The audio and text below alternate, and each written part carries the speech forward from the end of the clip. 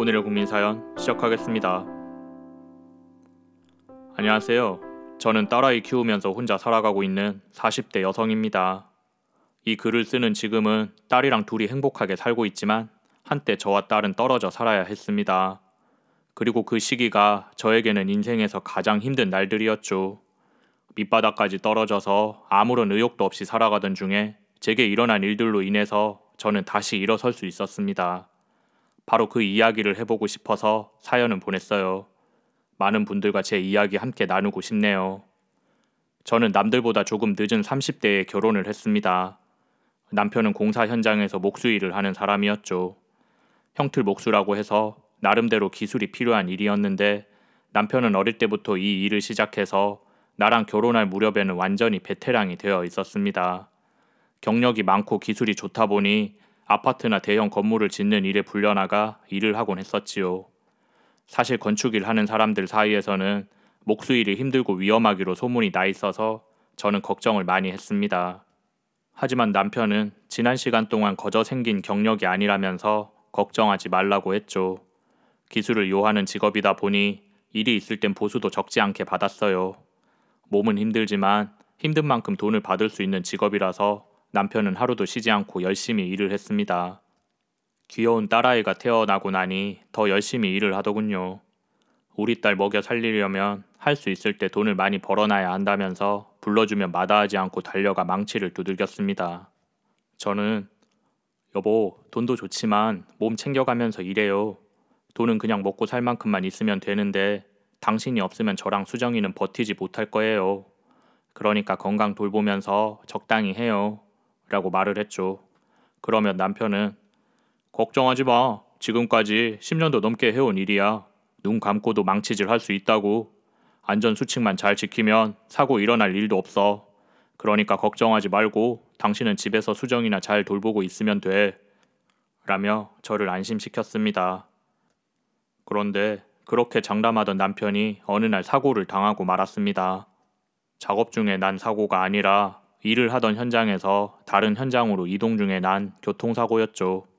도로 한가운데에 있는 큰 돌을 피하려다가 차가 미끄러졌고 남편이 운전하고 있던 차가 그만 절벽 아래로 굴러 떨어진 거였습니다.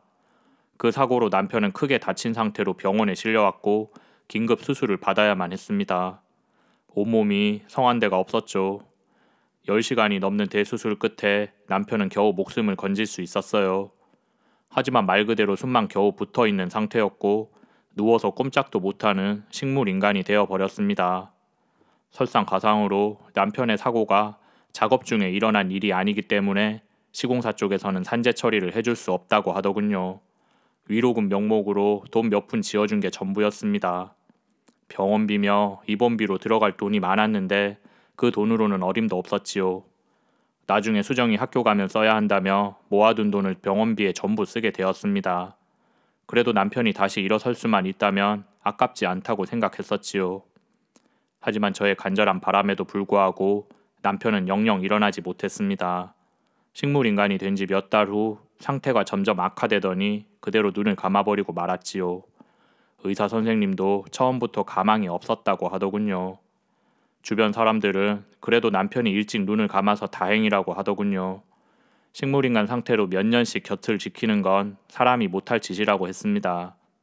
하지만 저는 그런 소리 하지 말라고 했습니다. 아무리 내가 힘들어도 남편이 살아있는 게 낫지 죽어서 다 무슨 소용이냐며 오열했었지요. 아직 어린 딸은 아빠의 죽음을 이해하지 못하고 장례식장에서 해맑은 웃음을 짓더군요. 저는 얼마나 울었는지 몰라요. 나중에는 눈물이 다 말라버려서 몸 안에 수분이 하나도 없는 것 같았습니다. 그렇게 남편을 보내고 어린 딸과 저는 둘이서 살아가게 되었어요. 남편이 없으면 버티지 못할 거라고 했었는데 막상 이렇게 되고 나니 어떻게든 버티고 살아야 하더군요. 가장 큰 문제는 돈이었습니다. 그나마 조금 있던 돈도 병원비를 내느라고 다 써버려서 수중에 돈이 한 푼도 없었어요. 주변 사람들에게 돈을 빌려 쓰느라 빚만 잔뜩 늘었지요. 전세 들어서 살고 있던 집도 정리를 해야만 했습니다. 어린 딸과 둘이서 당장 오갈 데 없는 신세가 되었지요. 할 수 없이 저는 지방에 살고 있는 언니네로 갔습니다. 거기서 며칠 지내는데 형부가 눈치를 주기 시작하더군요. 언니네도 살림이 넉넉하지 않아서 군 식구가 생긴 게 달갑지 않았나 보더군요. 그래서 저는 형부에게 울면서 부탁을 했습니다. 형부, 염치 없는 부탁인 거 아는데 이거 하나만 들어줘요. 내 한 몸이야 어디든 가서 버틸 수 있지만 우리 수정이는 돌봐줄 사람이 필요해요.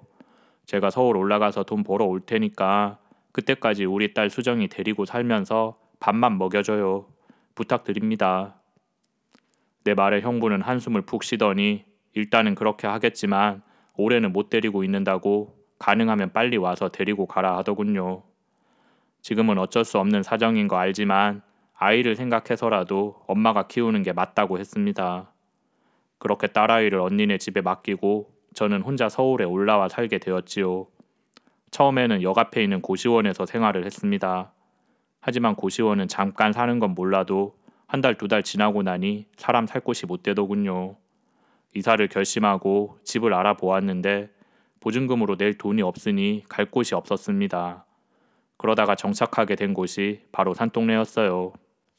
요즘 세상에 산동네가 있을 줄은 몰랐는데 아직도 남아있는 곳이 있더군요. 마을 버스를 내려 울퉁불퉁한 언덕길을 한참 올라가면 제가 사는 집이 나왔지요. 집이라고 하기에도 민망한 곳이지만 그땐 그냥 발 뻗고 잘 수만 있어도 그만이다 싶었어요. 그곳에 정착하게 된 저는 돈을 벌기 위해서 일을 시작했습니다. 딸을 데리고 오려면 하루라도 빨리 벌어야 했기 때문에 가능하면 돈을 많이 벌 수 있는 일을 하고 싶었죠. 그러다가 우연히 고소득 아르바이트 광고를 보게 되었고 아무런 의심 없이 전화를 걸어 일을 하겠다 했었네요. 술을 파는 주점이었는데 이상한 일은 아니고 주방에서 안주를 만드는 일이라고 했습니다. 그래서 면접을 보게 되었는데 막상 갔더니 거기는 아가씨들이 나오는 단란 주점이었고 주방 일이 아니라 룸에서 손님들을 접대하는 일을 하라고 하는 겁니다. 그냥 술만 따르면 되는 일이고 원하지 않으면 이 차를 가지 않아도 된다 하더군요. 그 말을 듣고 처음에는 그냥 나오려고 했는데 여사장이 돈다발을 보여주며 일을 시작하면 성금으로 이 돈을 주겠다고 하는 말에 거절하지 못했습니다. 눈칫밥 먹으면서 살고 있을 딸아이가 눈에 아른거려서 결심을 하게 되더군요. 이 차는 나가지 않아도 된다고 했으니 그냥 서빙 보는 일이다 생각하며 견디기로 했습니다. 처음에는 생각보다 일이 편하고 돈도 많이 모이더군요. 손님들도 매너가 있는 편이었고 이 차를 강요하거나 하지도 않았습니다. 그런데 시간이 지나자 이런저런 명목으로 월급에서 돈을 떼어가기 시작하더군요. 일할 때 입는 옷값이라고 얼마를 떼어가더니 화장품을 강제로 사게 하고는 말도 안 되는 금액을 요구하기도 하더군요. 그리고 지각이나 결근을 하게 되어도 벌금조로 돈이 나갔습니다. 참다 못해서 사장에게 항의를 했더니 무섭게 생긴 남자가 와서 저에게 폭력을 휘두르더군요. 여사장은 돈이 부족하면 이 차를 뛰면 된다고 잘 생각해보라고 했습니다.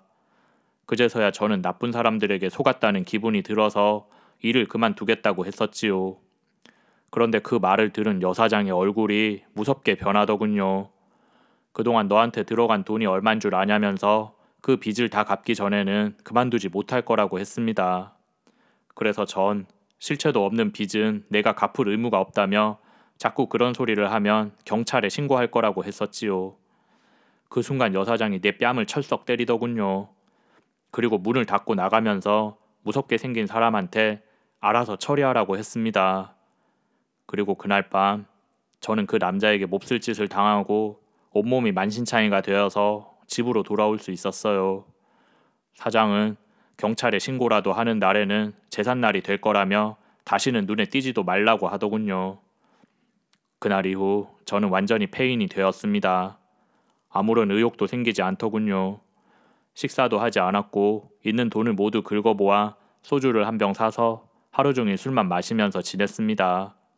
그렇게 며칠이 지났는데 하루는 밖에서 시끄러운 소리가 나더군요. 나가 보았더니 동네에서 자주 보던 이웃집 할아버지의 목소리였어요. 작은 고물상을 운영하면서 혼자 살고 있는 할아버지였죠. 처음 산동네로 이사 왔을 때 제일 먼저 달려와서 호구조사를 하던 사람도 그 할아버지였습니다. 어찌나 참견이 많고 잔소리가 심한지 동네 사람들이 전부 그 할아버지만 보면 피해 다니기 바빴죠. 제가 문을 열고 나가자 그 할아버지가 집에 있었네 그려. 아니 집 앞에 쓰레기를 이렇게 버리면 어떡해? 누구 보고 치우라고? 당장 나와서 여기 깨끗하게 정리하고 앞으로 그러지 마. 라고 하더군요. 저는 안 그래도 골치가 지끈지끈 아픈데 잔소리까지 들으니 짜증이 났습니다. 할아버지가 뭔데 남의 집 앞에 쓰레기까지 참겨내요. 내가 알아서 치울 테니까 할아버지는 신경 쓰지 마세요. 뭘 잘했다고 눈 똑바로 뜨고 대들어. 어휴 술 냄새. 젊은 처자가 아침부터 술이나 마시고 잘하는 짓이다. 찍소리 하지 말고 얼른 나와서 치워. 할 수 없이 저는 빗자루를 들고 나와 집 앞을 치우기 시작했죠. 할아버지는 그런 저를 지켜보면서 이것저것 물어보기 시작했습니다. 그런데 처자 왜 일은 안 하고 집에서 그러고 있는가? 무슨 일 있어? 얼굴이 많이 상했구먼. 일은 무슨 일이요? 아무 일도 없어요. 다 치웠으니까 됐죠. 저는 골치가 아파서 이만 집에 들어갈게요. 그리고 며칠이 지났습니다. 저는 여전히 집안에 틀어박혀 술만 마시고 있었지요. 이대로 돈이 다 떨어지면 죽는 수밖에 없겠구나 생각했습니다. 한번 밑바닥으로 떨어지고 나니 다시 일어설 용기가 없었어요. 내 곁에는 아무도 없었고 운명의 신도 나를 버린 것 같았습니다. 어두운 방 안에서 쪼그리고 앉아 방 한 구석을 멍하게 바라보고 있었지요. 그것 말고는 아무것도 할 수가 없었습니다. 그런데 그때 누군가 우리 집 대문을 두드리는 소리가 나더군요. 무시하고 있었더니 더 크게 쾅쾅 두드리는 소리가 났습니다. 그리고 며칠 전 보았던 할아버지의 목소리가 들렸지요. 안에 있는 거 다 알아. 문 안 열어주면 열어줄 때까지 두드릴 거다. 그러니까 어여 나와서 이 문 열어. 쉽게 물러날 기세가 아닌 것 같아서 저는 몸을 일으켜 집 밖을 나갔습니다. 저를 본 할아버지는 갈 데가 있다며 다짜고짜 따라오라 하더군요. 제멋대로인 할아버지의 태도에 짜증이 났지만 나도 모르게 할아버지를 따라가고 있었습니다. 제게는 며칠 만의 외출이었어요. 앞서가던 할아버지는 한 식당 앞에서 발걸음을 멈췄습니다. 식당 안으로 들어간 할아버지는 여기 국밥 한 그릇만 줘 라고 하더니 저보고 밥을 먹으라 하더군요. 돈은 네가 내. 돈이 없으면 여기서 일하면서 갚든가. 주인장한테는 내가 다 말해뒀으니 딴 생각하지 말고 여기서 일해. 사람 좋아 보이는 인상의 식당 아줌마가 할아버지의 말에 빙그레 웃더군요. 그렇게 전 그 식당에서 일을 하게 되었습니다. 전날까지만 해도 다 포기하고 있었는데 따뜻한 국밥 한 그릇 먹고 났더니 몸에 온기가 돌면서 힘이 나더군요. 식당 아줌마는 저 할아버지가 말은 저렇게 험하게 하는데 알고 보면 좋은 사람이야. 어제 우리 식당에 와서 사람 하나 써달라고 어찌나 부탁을 하던지 내가 질려서 그러겠다고 했어. 라고 했습니다. 나중에 알게 된 사실인데 할아버지는 그동안 계속 제가 신경이 쓰였대요. 자세한 건 모르겠지만 젊은 여자가 험한 꼴 당한 것 같아서 도와줘야겠다고 생각했답니다. 밖에 나오지도 않고 방에 틀어박혀 술만 마시는 것 같길래 어떻게든 끌어낼 작정이었다고 하더군요. 사연 많은 사람들이 모이는 동네다 보니 많은 일들이 있었고 그때마다 할아버지가 나서서 처리하곤 했었답니다. 한마디로 그 동네의 대장 같은 분이셨죠. 암튼 그 할아버지 덕분에 저는 다시 일어설 수 있었어요. 식당 일을 해서 많은 돈을 벌기는 힘들었지만 더 이상 욕심부리지 않기로 했죠. 그러던 어느 날이었어요. 식당 일을 마치고 저녁거리를 사러 마트에 갔다 오는 길인데 골목길 안에서 무슨 소리가 나더군요. 그냥 지나치려다가 무심코 골목 안을 보았는데 익숙한 얼굴이 보였습니다. 술에 취한 남자 아이들이 옆집 할아버지를 둘러싸고 행패를 부리고 있었어요. 아마 평소처럼 남들에게 잔소리를 하다가 질 나쁜 애들한테 걸린 것 같았지요. 아이들은 할아버지를 때릴 듯이 손을 올려 겁을 주고 있었습니다. 그 와중에도 할아버지는 무서운 줄 모르고 아이들한테 훈계를 하더군요. 그러자 아이들이 험한 욕을 하면서 할아버지를 때리기 시작했습니다. 그걸 본 저는 사람 살려달라고 크게 소리를 지른 다음에 장바구니를 휘두르면서 아이들에게 달려들었지요. 내 목소리를 들은 사람들이 하나둘 모여들기 시작했고 그걸 본 아이들은 침을 퇴 뱉으며 달아났습니다. 할아버지 괜찮으세요? 저는 할아버지를 부축해서 일으켜 드렸고 할아버지는 괜찮다며 큰일 아니라고 했습니다. 집까지 바래다 드리겠다고 했더니 늙은이 취급하지 말라며 손을 뿌리치시더군요. 어차피 같은 방향이라서 같이 가야 돼요. 고맙다는 말은 안 해도 되니까 고집은 부리지 마세요. 제 예상대로 할아버지는 끝까지 고맙다는 인사를 하지 않더군요. 대신 일은 잘하고 있냐? 돈 적다고 요령 피우지 말고 열심히 해. 술은 그만 마시고 라며 잔소리를 하셨습니다. 그리고 다음날 식당에 가려고 집을 나서는데 할아버지가 불쑥 나타나셔서 제게 뭔가를 주고 갔습니다. 하얀 종이봉투에 담긴 붕어빵이었어요. 그걸 주면서 젊은 여자가 겁도 없이 그런 일에 나서는 거 아니야. 다음부턴 봐도 못 본 척하고 지나가. 괜히 착한 척 하려다가 낭패 본다. 내 말 새겨들어. 알았지? 라며 잔소리를 했습니다. 붕어빵은 금방 사왔는지 따뜻한 기운이 남아 있더군요. 한입 베어물고 나니 무뚝뚝한 할아버지의 마음이 느껴져서 기분이 좋았습니다.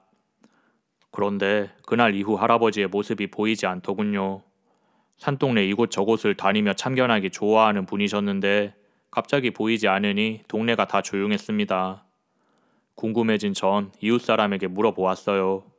그러자 그 사람이 할아버지가 병원에 입원을 한 것 같다고 하더군요. 며칠 전에 병원에 간다는 말을 하고 집을 나섰는데 그 이후로 보이지 않는다고 했습니다.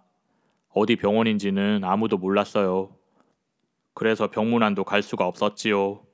연락도 되지 않아서 그냥 걱정하면서 기다리는 수밖에 없었습니다. 그렇게 한 달이라는 시간이 지났어요. 어느 날 옆집에 기척이 느껴져서 가봤더니 할아버지가 계시더군요. 반가운 마음에 인사를 드렸는데 그 사이 할아버지는 몸이 많이 상한 것 같았어요. 살도 빠지고 수척해진 모습이었죠. 그 모습을 보니 안타까운 마음에 눈물이 났습니다. 몸이 많이 아프신 거냐고 물었더니 할아버지는 나이도 먹을 만큼 먹었으니 이제 갈 때가 됐나 보지. 병원에서도 치료 못 해준다고 집에 가라 그러더라고. 대저도 집에서 대줘야겠다 싶어서 집에 온 거야. 라고 했습니다. 병원에서는 해주는 것도 없으면서 돈만 달라고 그런다며 투덜거리더군요. 그날 이후 저는 식당 일이 끝나면 할아버지 댁에 들러 돌봐드리기로 했습니다. 물론 할아버지는 거절하셨지만 이번에는 제가 막무가내로 우겼지요. 그동안 할아버지도 마음대로 하셨으니까 이번에는 나도 마음대로 할 거라고 했습니다. 식사도 만들어 드리고 약도 챙겨 드리면서 이런저런 이야기를 나눴지요. 그러면서 처음으로 언니네에 맡겨둔 딸아이 이야기도 하게 되었어요. 일하러 간 주점에서 나쁜 일을 당한 것도 모두 이야기해 드렸습니다. 할아버지는 말없이 듣고 계시다가 본인 이야기도 들려주더군요. 할아버지도 자식이 하나 있었는데 큰 사고를 치고 해외로 도망을 갔다 하더군요. 그러는 중에 아내분이 돌아가시고 혼자 살게 되었다고 했습니다. 해외로 도망간 아들은 살았는지 죽었는지도 모르겠다 하더군요. 산동네에 사는 사람치고 사연 없는 사람은 없다고 하더니 다들 힘든 일들을 이겨내고 꿋꿋하게 살고 있었네요. 괴팍한 성격에 잔소리만 하고 다니는 사람인 줄 알았는데 나름대로 아픔을 감추며 살고 있었습니다. 그리고 몇 달이 더 지났습니다. 더 이상 손쓸 수 없을 만큼 병이 깊다던 할아버지는 어느 날 아침 거짓말처럼 눈을 감으셨어요.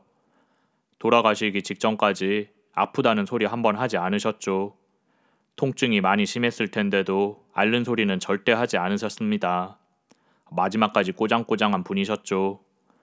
동네 사람들끼리 모여 할아버지의 장례를 치러드리고 저는 할아버지가 살던 집을 정리하러 갔습니다.